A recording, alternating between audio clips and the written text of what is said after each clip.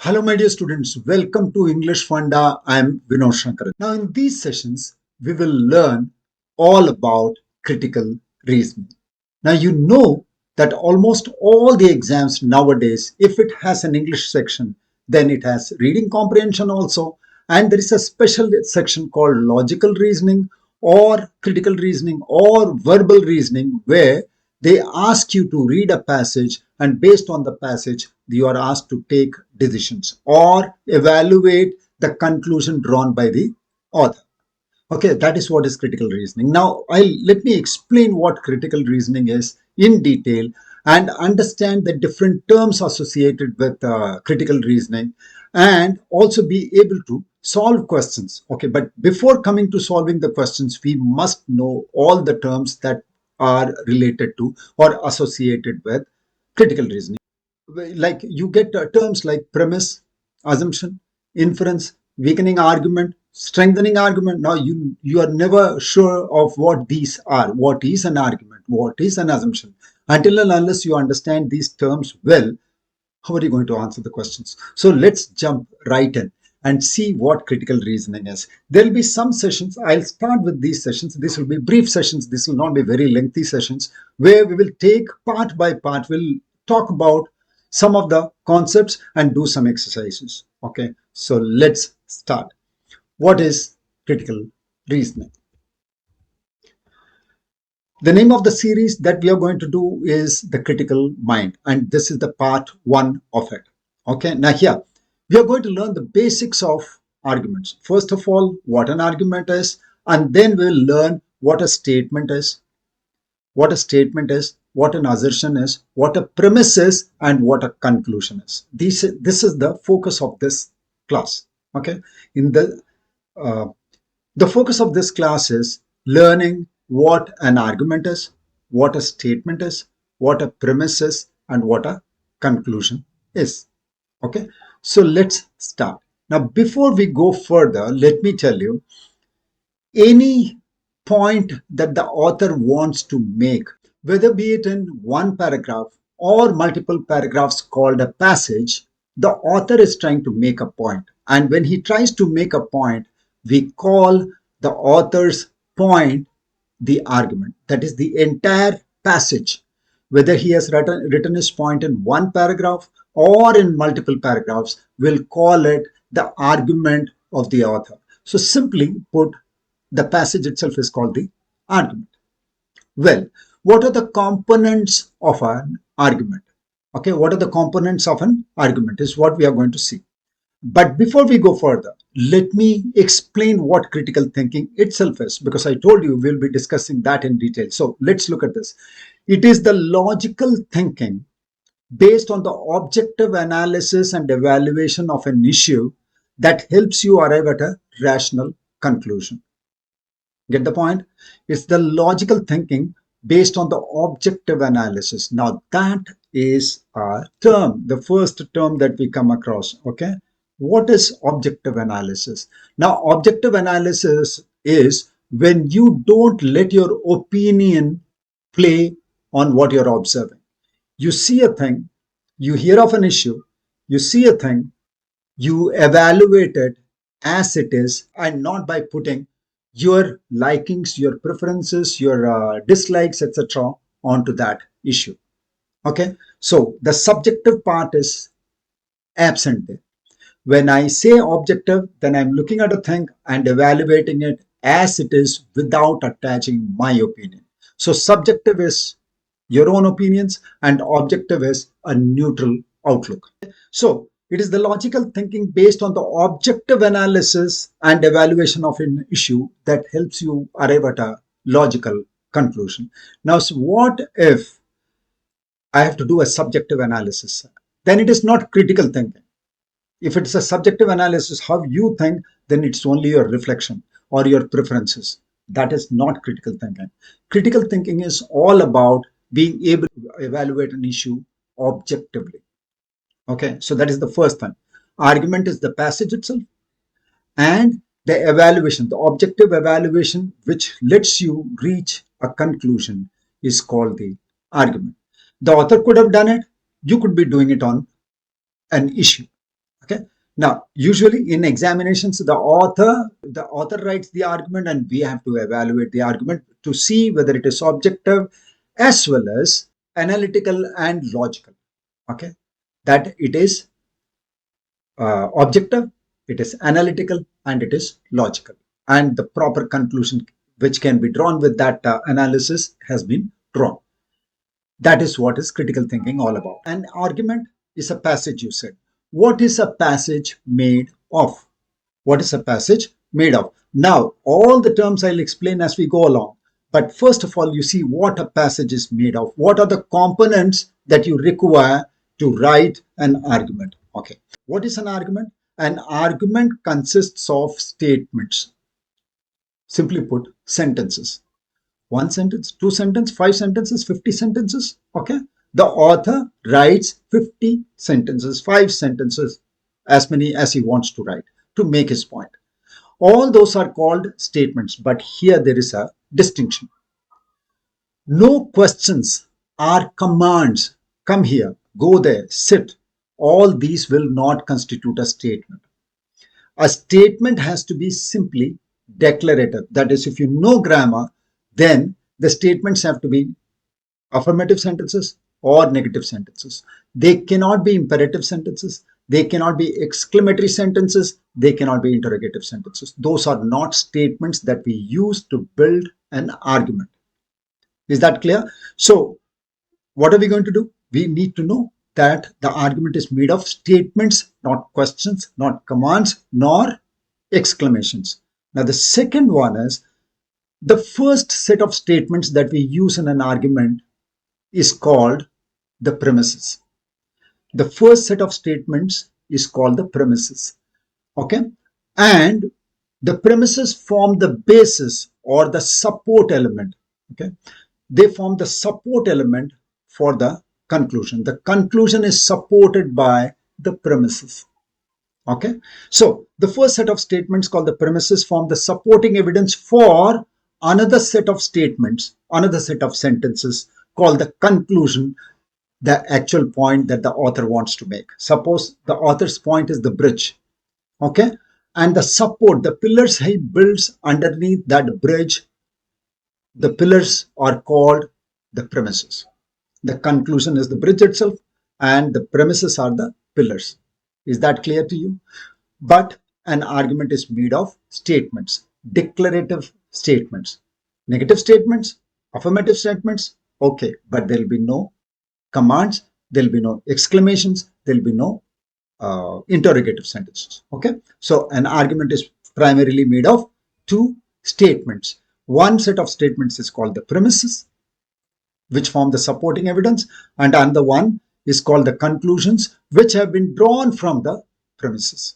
And together, the premises and the conclusions make the argument.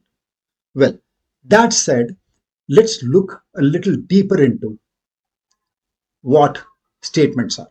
Okay, so let's try that. Now, let's learn some more features of the statement.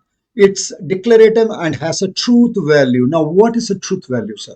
When I make a statement, and it's not a question or a command or an exclamation, then it has a truth value. That is, it can be true or false.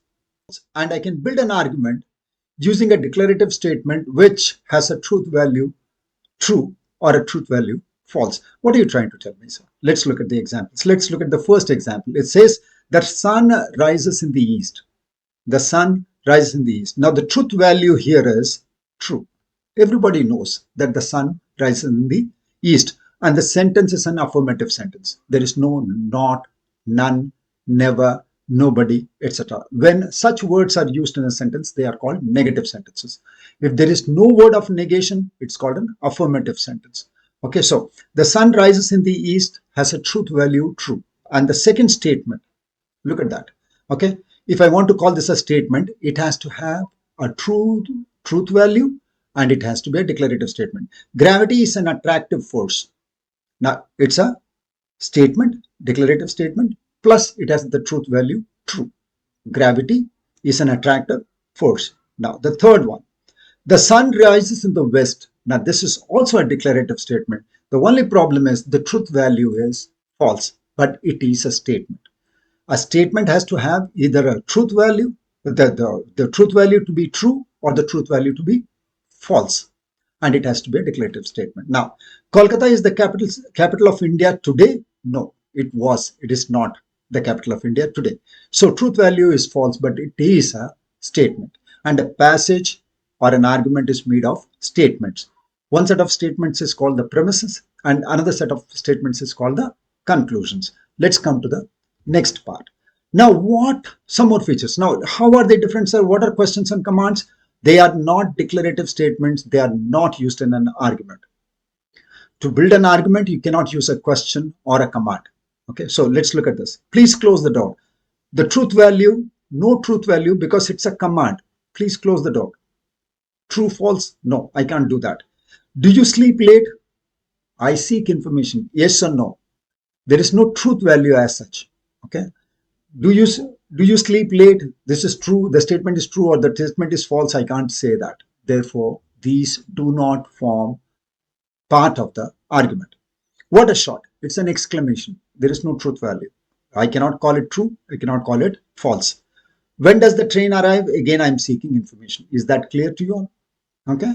So a question or an exclamation or a command cannot become part of an argument.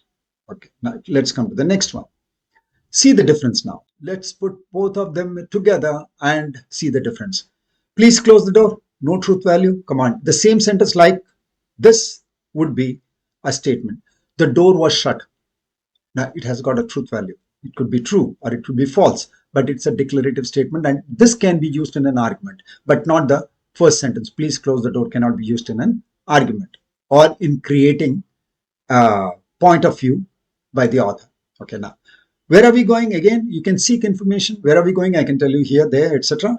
Okay, there is no truth value and it cannot be used in an argument. Whereas we are going to Mumbai, this can actually be used as an argument. Okay, let's come to the next one. What is an assertion? So the second term that we hear when we talk about critical reasoning is an assertion. We know what a statement is now. Okay, and we also know what a premise is. Premise forms the basis of an argument. And conclusion is what is derived from premises. Those things we know.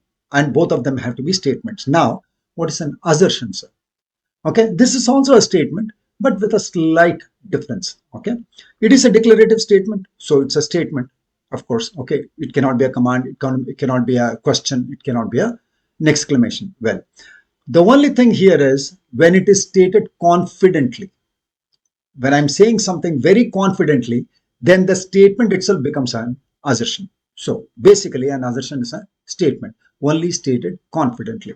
The truth value can be true or false. Yes. And then the statement can be subjective. It can be an opinion. To be an assertion, it can be an opinion or a fact. It can be an opinion or a fact. Okay. So when there is an assertion or when there is a statement, it may be subjective or it may be objective. Okay, but we know that only objectively we can create an argument. With subjective statements, we cannot create an argument which will stand the test of logic. Okay, it is claimed to be true by the author or speaker. Now this is also a very important point of an assertion. The author says, I know that this is true. Whether it is true or false, that we do not know. But the author claims it to be true or false with a lot of confidence. Then it is called a statement. Suppose I say, sun rises in the east. Okay. I know that the sun rises in the east. That's an assertion. Okay. When I state it confidently, it is an assertion. Honesty is the best policy. Now, who knows that honesty is the best policy? It is very subjective. Okay. But it is an assertion because I said it forcefully. Okay, so how will we be able to understand it from a passage, whether it is forceful or not? That we will come to later. Okay, so the next one. So assertion is nothing but a statement that is said confidently and the author claims it to be true. See the difference now. Honesty is the best policy is an assertion if it is said with confidence. Okay, so stated confidently, declarative, and it is subjective. Again, it is raining outside. It is declarative and objective, and it's a statement, and it is not said with, there is no need to be confident about this or claim it to be true. It is just a statement of fact. Okay, so it is raining outside. It's a statement. It's not an assertion. The first one could be an assertion. Even here you might say, sir, this, until unless you say it forcefully, it's not an assertion. I take it. Okay, now third one, the government's move has been welcomed by all. Now look at this, welcomed by all. Okay, the author is very confident in saying this. It is welcomed by all. There could be people who are dissatisfied, but he is not taking them into consideration. He says the government's move has been welcomed by all. Now this is an assertion. Okay, stated confidently, declarative and subjective. I'm not saying it is objective, because welcomed in your view. Has everyone welcomed it? We do not know. Now the fourth one, the government has introduced a new law. Now this is a statement. Here you see that welcome part is not. It simply states a fact. The government has introduced a new law. Statement, declarative, and it is objective. Get my point? Know these differences. I'll be giving you a test just after this. Where to access the tests from, sir? You access the test by downloading our app. The link for which is given in the description box. You download it, go to the free materials section and do these tests before coming and watching the next recorded session of critical man. Okay, so let's come to the next one. Now, what is a hypothesis? Now, this also you will come across when you are doing critical reasoning. What is a hypothesis? Now, hypothesis, these are usually conditional statements. These are also statements, but they are governed by a condition. Only when the condition is met, then the results are bound to happen. Only when the condition is met. So these are called hypotheses. Now, these can also be used in an argument because they are statements. You can also use this as arguments, but the only problem with hypothesis is the condition has to be fulfilled for the result to be true or false. Okay. Now, these are testable and falsifiable depending on the condition. Depending on the condition, such a thing may happen or such a thing may not happen. Now, that is called a hypothesis. Basically, this is also a statement governed by a condition. Now, difference between a hypothesis and an assertion. Look at the sentences now. If you study, you will pass. Now, this is a hypothesis because I have a condition here. If you study, you will pass. This is a hypothesis. Whereas, hypothetical statement. Whereas here, people who study pass. Now, this is an assertion where you have stated it confidently and you have written a declarative statement. There is no condition. So, people who study pass. Next one. Unless we take immediate action, climate change will mean doom for mankind. Now, unless we take immediate action, you put a condition here, sir. So, this is a hypothetical statement. I can use this in an argument, but this is a hypothetical statement. Okay. Then, look at the fourth one. Immediate action is the only answer to mitigate the ill effects of climate change. Now, this is an assertion. Can you tell me whether it is subjective or objective? Immediate action is the only answer to mitigate the ill effects of climate change. Is this statement a subjective statement or an objective statement? You would say, sir, subjective, because you're saying the only answer. We do not know.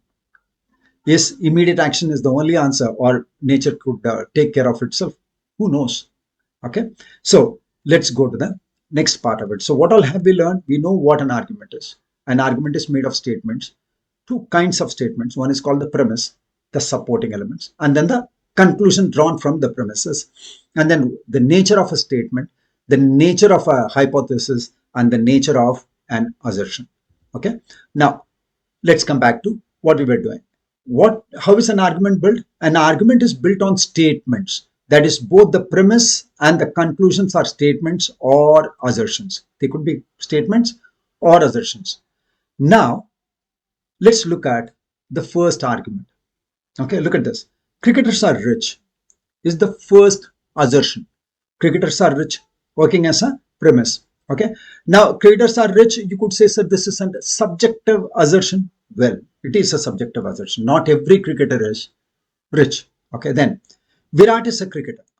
Again, a statement working as a premise. Now, these two will be used as premises, the supporting pillars for drawing the conclusion, the third statement, which is Virat is rich. Look at the first one. Cricketers are rich. Okay, as a whole. Well, it is subjective. You might say, sir, that is open to question. Well, my argument is then subjective. Well, I'm not looking at the argument being subjective or objective, but this is an argument which could be, which could stand the test of logic, or it may fail the test of logic. Howsoever, this is an argument. Okay, the evaluation comes later. That is what we are asked in exams, the evaluation of the arguments. Now, so cricketers are rich, and Virat is a cricketer. Two premises, two pillars lead us to the third conclusion. Therefore, Virat is rich. Okay, so this is how an argument is built. But the issue here is it's not necessary to write the premises first and then write the conclusion. I could write the conclusion first and then write the premises also. Look at the second one. I've joined English Funda. An assertion. You say some student comes and says, I've joined English Funda. Well, that's a conclusion. Okay. On what basis did you join? What prompted you to join English Funda? Is my friend's English has become better? One of the premises. The second premise is English Funda makes your English excellent. So these two reasons prompted somebody to say, I've joined English Funda. So you see that critical reasoning? You see the premises and the conclusion? Two premises led to a conclusion. Now, how many premises should be there in an argument to reach a conclusion? There could be one, there could be multiple. I've shown you two premises to reach a conclusion, but I can use just one or multiple premises. It's the author's prerogative. Okay. What did we learn in this brief session? We learned what critical thinking is, and we learned what an argument is, the two components of an argument, what is a statement, what is an assertion, and what a hypothesis is. And we also looked at some examples.